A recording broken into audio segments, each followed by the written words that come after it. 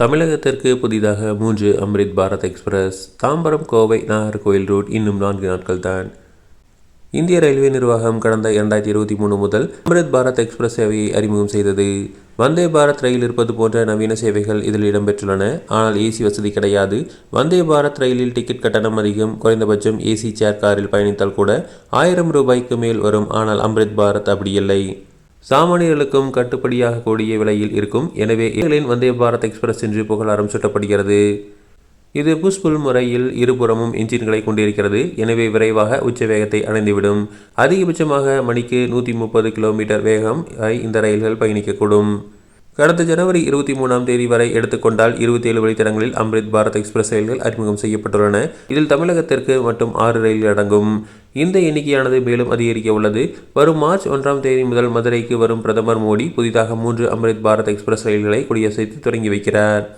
முதலாவது ரயில் தாம்பரம் மங்களூரு எக்ஸ்பிரஸ். இந்த ரயில் காட்பாடி, ஜோலார்பேட்டை, சேலம், ஈரோடு, கோவை, பாலக்காடு, சொரனூர், கோழிக்கோடு வழியாக மங்களூரு சென்றடைகிறது. பயண நேரம் சுமார் 15 முதல் 16 மணி நேரம் ஆகும் என கூறப்படுகிறது.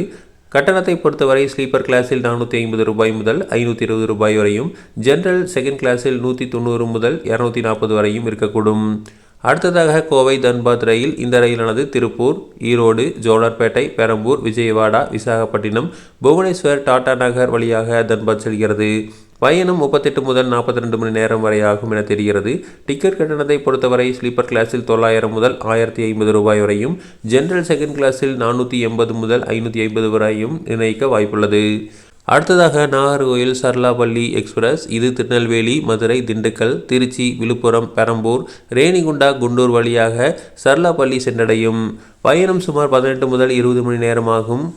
டிக்கெட் கட்டணமானது ஸ்லீப்பர் கிளாஸில் 650 முதல் 750 ரூபாயும், ஜெனரல் செகண்ட் கிளாஸில் 250 முதல் 330 வரையும் நிர்ணயம் செய்யப்படக்கூடும்.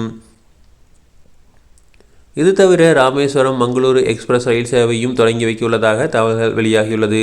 மேலும் அம்ரித் பாரத் ரயில் திட்டங்களின் கீழ் ரயில் நிலையங்களை புதுப்பிப்பது தொடர்பாக அறிவிப்புகளும் வெளியாகியுள்ளன.